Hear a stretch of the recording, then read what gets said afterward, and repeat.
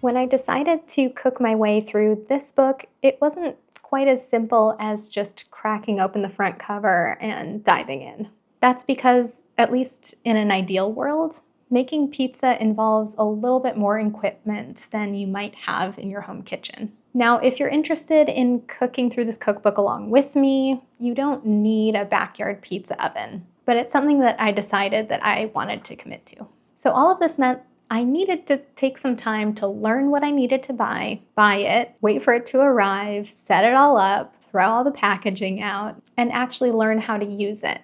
And that's before any of the actual food-related skills came in that I was going to need to know, like learning how to stretch the pizza dough or time the bake. Whether you're interested in making pizza yourself or going in depth on any other hobby, you probably know intuitively already that there's a lot of stuff that you have to do before actually doing the thing. So I'm going to be walking you through what that looked like for me.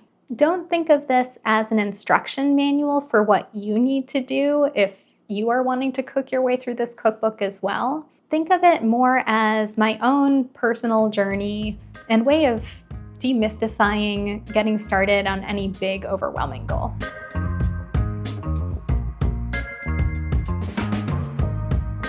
So what were the first steps here? First of all, I decided that after a few attempts of trying to make Neapolitan pizza in a 500-degree oven, I really did want something that was going to get up to the 900-degree range. And for that, I needed to buy an outdoor pizza oven. But even once I had decided on the brand, there were still a lot of decisions to make. I needed to decide if I wanted a gas-powered oven or a wood-fired one or a hybrid. I also needed to figure out if I wanted a smaller or a larger pizza oven.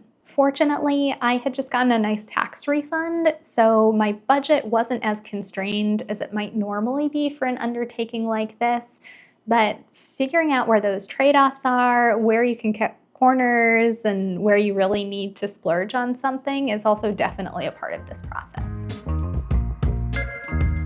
So fortunately, the cookbook has a really nice section that walked me through what I was going to need. That also involved buying a couple of different peels. So a peel for launching the pizzas into the oven and taking them out, and also a separate peel for turning the pizzas when they were in the oven. And of course, when you get the oven, you have to figure out where am I going to put the oven, not just for storage, but what is it going to sit on? So I had to get a stand for that too, and then a cover for the stand because it was going to be out in the elements.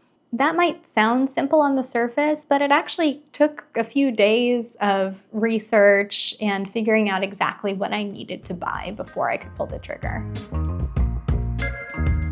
So the equipment arrives to my door, and thus begins the process of building the pizza stand and unboxing everything, throwing away all the packaging, a little bit of an ordeal in and of itself. My next small adventure came in the form of going to the local hardware store and figuring out how to buy propane and begin using it without blowing up my house and myself in the process.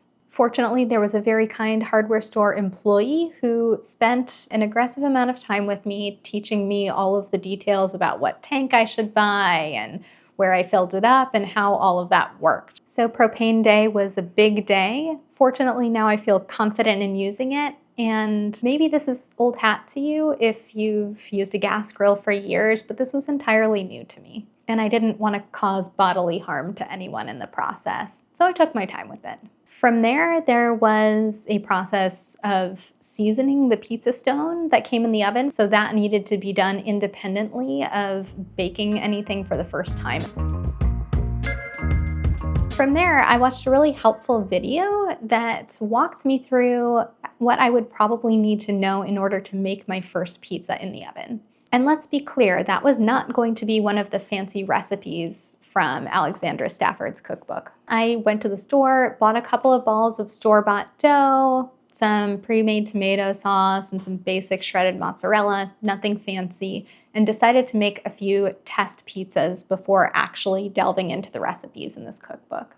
That's because I didn't want to waste the time, money, and energy on the recipes only to realize that I didn't even know how to stretch out the dough properly, or that I was going to burn my first pizza, or that it might end up raw in the middle. I'm really glad that I did that, and that was on the advice of a tutorial that I followed and will share with you below. Because I made a mistake in the stretching of the dough, which made it kind of impossible to stretch out. And so I wound up having like a really tiny, really thick pizza that was not my favorite. I learned from my mistakes, and the second attempt went a little bit better. But I still decided it would be a good idea to sign up for an in-person pizza making class in order to get more comfortable with the dough part of the process. I'm lucky enough to live in Washington State, where King Arthur has one of their in-person baking schools. And there was a class at the end of May that I attended that was so incredibly useful. I asked about 4 million questions of the instructor, got to make 2 different kinds of dough with different flours to see how each of them performed, learned how using different types of flour can contribute to different properties of strength and elasticity in the dough. And at that point, I felt prepared to actually begin making the recipes. That brings me to what I've learned from the whole getting started process. Before all of this began, I kind of figured once my new equipment arrived, it would be a pretty short time before I actually started jumping into the recipes. But I was a little bit humbled by how long it took to learn some of the basics. Especially when your new hobby or project involves equipment or skills that are completely new to you, don't feel ashamed of taking plenty of time to learn those basics. If that's something I had expected up front, I think it would have been a lot easier. I had to be careful not to let endless preparation become procrastination and take me away from the entire reason that I bought this pizza oven in the first place. But I feel so much more confident jumping into the recipes now that I feel like I have the skills and knowledge to back all of that up. And that's important, I think, because there is a lot of complexity embedded in this process. Also, if you're anything like me, you might want to expect the process to be a little bit more financially and emotionally draining than you might have expected. For me, at least, there was so much research and learning and setup involved.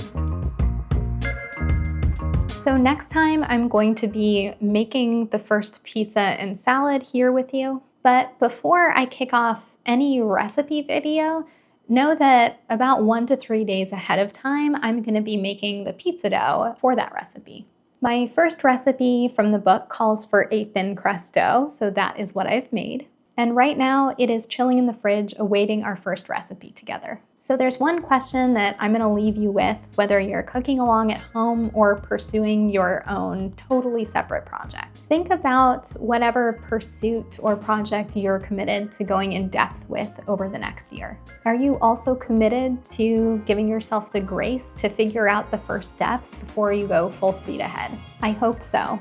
I look forward to making our first recipe together next time, and I'll see you soon.